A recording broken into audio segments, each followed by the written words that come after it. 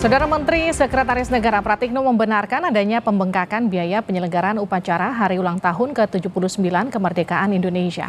Menurut Pratikno, pembengkakan biaya terjadi karena penyelenggaraan upacara Hari Kemerdekaan dilakukan di dua lokasi, Istana Negara, Ibu Kota Nusantara, dan Istana Merdeka Jakarta.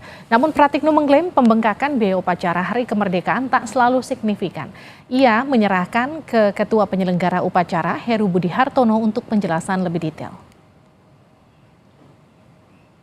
Ya karena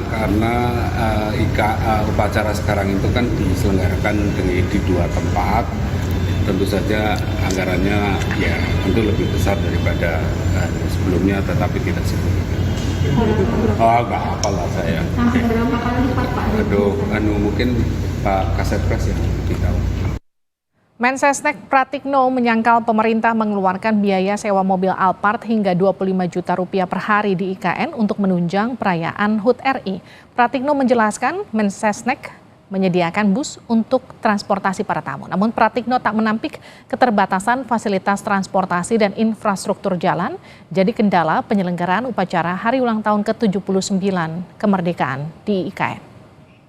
Pelaksanaan upacara detik-detik proklamasi di IKN kita masih menghadapi kendala itu sarana-prasarana transportasi. Oleh karena itu tantangannya bukan hanya jumlah mobil, tantangan yang paling karena terbatas maka kita akan menggunakan bus gitu.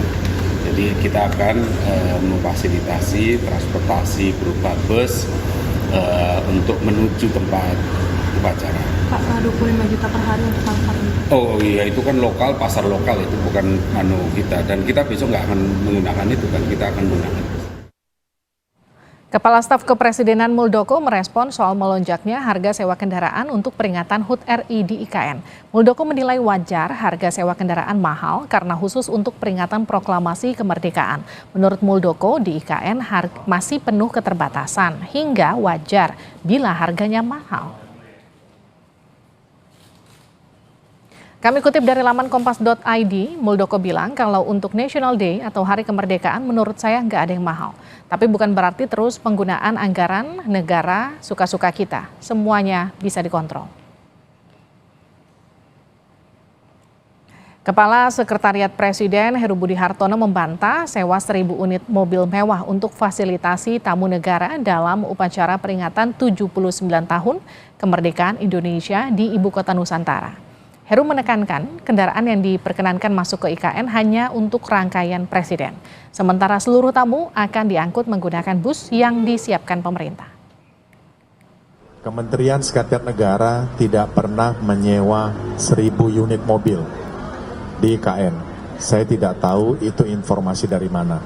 Yang jelas Sekretariat Negara atau Sekretariat Presiden tidak pernah ada kontrak sewa 1.000 unit mobil, tidak ada. Jadi Seknek mempersiapkan untuk rangkaian kenegaraan Bapak Presiden. Ya, cukup. Jadi yang benar berapa unit, Pak? Jadi yang benar berapa unit, Pak? Ya kalau rangkaian Presiden kan sedikit ya, paling 30. Para undangan yang diundang itu kita siapkan bus dari KOIKN dan dari Gubernur dan dari Pangdam Kapolda. Nggak mungkin kendaraan 1.000 unit itu berada di IKN, nggak mungkin. Ketua Dewan Pimpinan Daerah Asosiasi Pengusaha Rental Mobil Daerah Indonesia atau Asperda Kalimantan Timur, Damun Kiswanto mengklaim pemerintah menyewa 100 unit mobil untuk keperluan perayaan kemerdekaan di IKN. Bahkan Damun menyatakan Kemenseknek telah membayar uang muka 50% dari nilai kontrak pengadaan mobil. Pemerintah membantah disebut ugal-ugalan dalam membangun IKN. Terbaru pemerintah mengaku adanya pembengkakan biaya peringatan HUT RI ke-79 di IKN. Bagaimana kontrol terhadap pembangunan IKN khususnya jelang perayaan 17 Agustus dan apa yang bisa dikaji dari besarnya pengeluaran negara itu. Kita akan bahas bersama Gus Pardi Gaus, anggota Komisi 2 DPR dari fraksi PAN, bergabung juga Direktur Pusat Studi Hukum dan Kajian Anggaran atau Pusaka, Mbak Yenti. Selamat malam Mbak Yenti, selamat malam Pak Gus Pardi.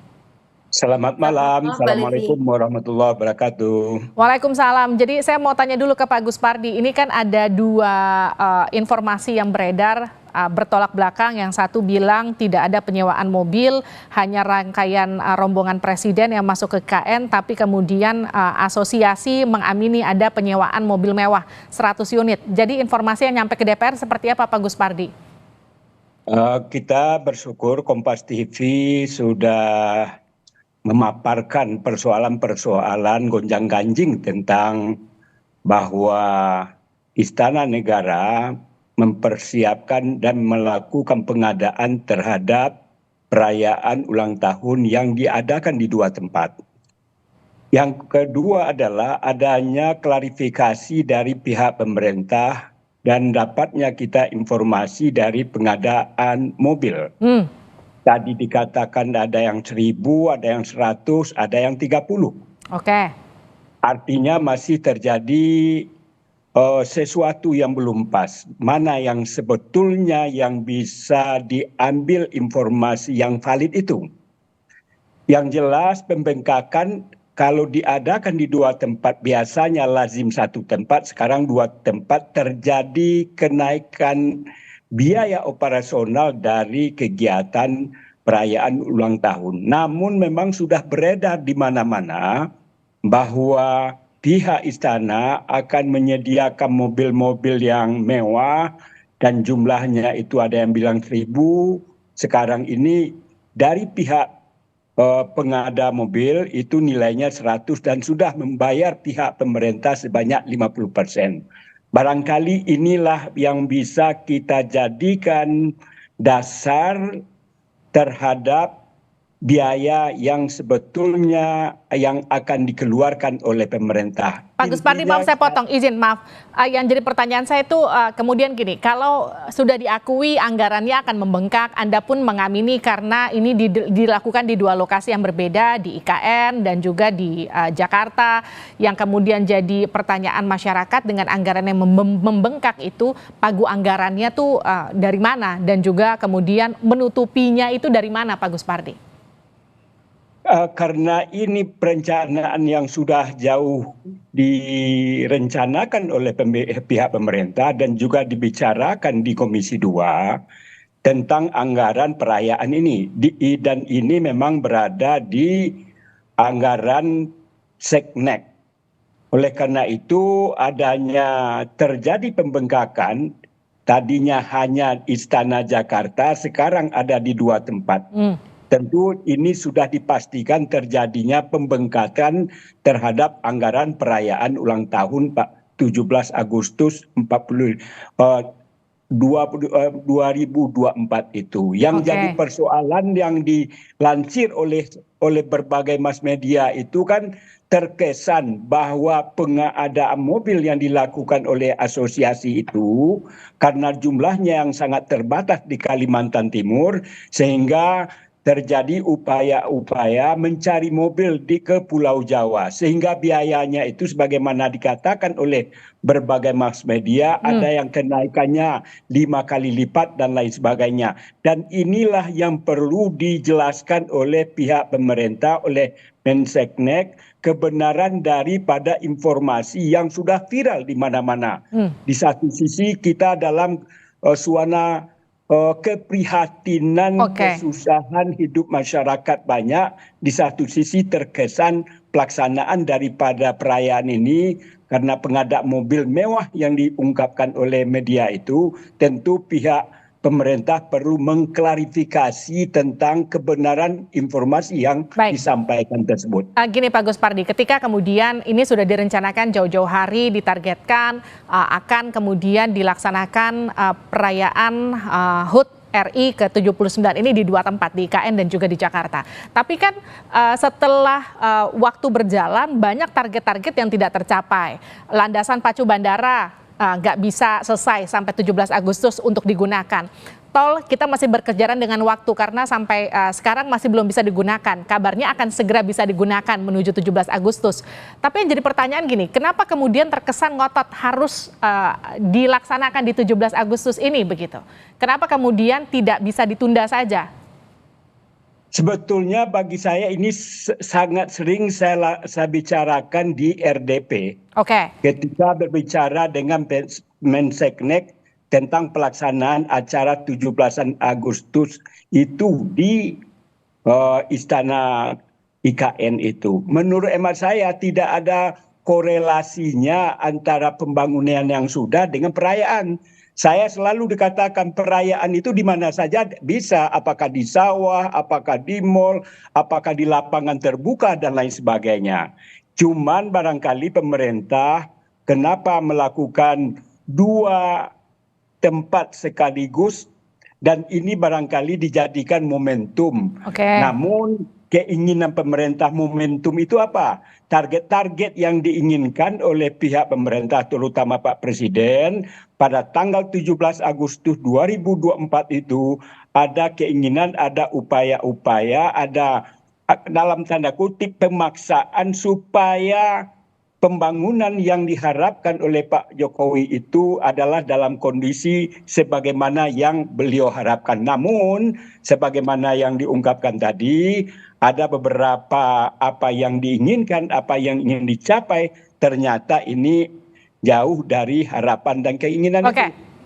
Jadi artinya perayaan itu tidak ada korelasinya dengan harusnya pembangunan selesai. Cuman ini menjadi salah satu upaya bagi Bapak Presiden menyampaikan kepada khalayak ramai kondisi objektif daripada pembangunan IKN sekarang ini adalah sebagaimana yang dilansir oleh berbagai mass media ketika meliput pada acara 17 Agustus 2024 ini. Saya ke Mbak Yenti. Mbak Yenti, pemerintah sudah mengakui sebetulnya anggaran untuk perayaan HUT ke-79 RI karena diadakan di 2 tempat ini menjadi membengkak begitu. Bagaimana kemudian dari hemat Anda? Ya, yang pertama saya sepakat dengan Mbak Livi tadi ya, kalau memang ini sudah direncanakan jauh-jauh hari, seharusnya seluruh perencanaan anggarannya sudah dengan baik. Jadi nggak ada tuh ujung-ujungnya di waktu sekarang dia dibilang bahwa membengkak dilakukan 2 tempat. Karena kan seharusnya kalau jauh hari 2 tempat itu sudah dihitung. Terus yang kedua, memang kami menganggap bahwa perayaan HUT RI kali ini tuh nggak sensitif ya dengan situasi yang terjadi di masyarakat. Di saat tingkat kemiskinan bertambah, di saat kemudian PK besar-besar terjadi terhadap tenaga kerja kita yang terjadi dan kita membengkak gitu ya. Banyak program-program termasuk HUT di IKN ini 2 tempat ini kemudian menunjukkan bahwa pemerintah nggak sensitif dengan situasi. Apalagi kemarin kita diminta untuk makan nasi ya, impor beras terus karena itu akan menjadi beban. Di saat kita diminta untuk berhenti makan nasi atau mengurangi nasi, ternyata kemudian pemerintah membuat perayaan yang luar biasa sekali begitu loh, dan ini sangat-sangat nggak sensitif dengan situasi masyarakat kita. Mbak Yenti, tapi kan gini, kalau tadi Pak Gus Pardi juga menekankan soal ini momentum, katakanlah di akhir periode Pak Jokowi, kemudian di periode transisi begitu. Ini adalah momentum untuk mengenalkan IKN ke masyarakat luas, khususnya ke mancanegara begitu. Ya, tapi kan harus dengan bermewah-mewah Mbak. Artinya gini, ketika anggaran yang dianggarkan misalnya 100 miliar misalnya, ini saya tidak tahu pasti juga angkanya sekarang nih ya.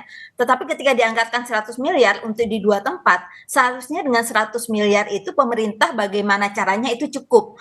Bukan kemudian mencari legitimasi dengan alasan bahwa di IKN terjadi pembengkakan karena indeks kemahalannya tinggi dan lain-lain, sehingga anggaran kemudian membengkak sedemikian rupa. Nah itu yang menurut saya di situ yang nggak sensitifnya. Jadi kalau duit kita cuma 100 juta, ya sudah cukupkan saja dengan 100 juta tanpa harus kemudian mencari legitimasi lain gitu. Baik, jadi artinya evaluasi seperti apa yang seharusnya dilakukan pemerintah? Yang pertama adalah dengan situasi kita, harusnya pemerintah juga ikut menahan diri ya, untuk tidak bermewah-mewah, menunjukkan kemewahan-kemewahan. Betul bahwa ada kepentingan-kepentingan untuk memperkenalkan IKN. Tapi sekali lagi, kalau duit kita terbatas, ngapain kita kemudian harus membuat satu perayaan yang mewah, sekedar untuk show pada orang di luar sana gitu loh. Masyarakat, saya pikir masyarakat akan sangat menghargai kalau kita merayakan ini dengan kesederhanaan dan tetapi tanpa mengurangi esensi untuk memperkenalkan IKN misalnya kepada dunia luar. Dan itu sangat dihargai oleh masyarakat dengan situasi kita. Mbak Yeni terima kasih, Pak Gus Pardi terima kasih sudah bergabung bersama kami di Sapa Indonesia Malam, sehat-sehat selalu.